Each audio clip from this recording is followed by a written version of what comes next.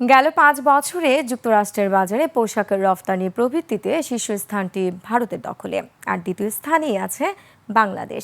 এ সময় যুক্তরাষ্ট্রের বাজারে ভারতের পোশাকের রফতানি বেড়েছে ৫৫.৩৪%। বাংলাদেশের এই হার ৪০.৪৫%। তবে প্রতি ইউনিটের মূল্য বৃদ্ধির দিক থেকে সবচেয়ে এগিয়ে বাংলাদেশ। বিস্তারিত সাদিয়া লাবনীর রিপোর্টে। কেসারের শেকড় থেকে শিখরে।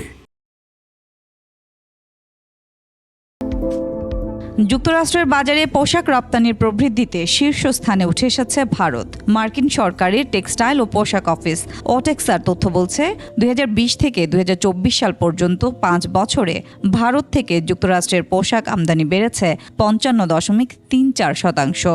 আর এর পরের অবস্থানেই আছে বাংলাদেশ। উচ্চ প্রবৃদ্ধি হয়েছে বাংলাদেশেরও ৪০.৪৫%।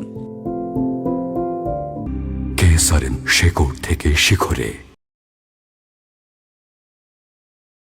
চীনকে পেছনে ফেলে এর পরের অবস্থানে আছে ভিয়েতনাম। দেশটির প্রবৃদ্ধি দাঁড়িয়েছে ১৯.১৯%, আর চীনের প্রবৃদ্ধি ৮.৯৩%।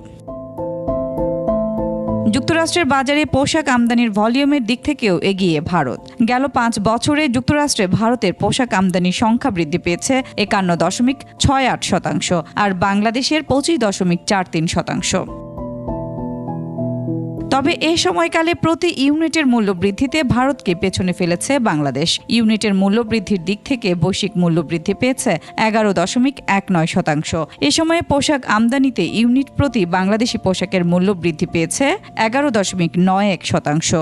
ভারতের ২.৪০%, ভিয়েতনামের বেড়েছে ৮.১৩%। তবে চীনা পোশাকের মূল্য হারিয়েছে ০.৫৬%।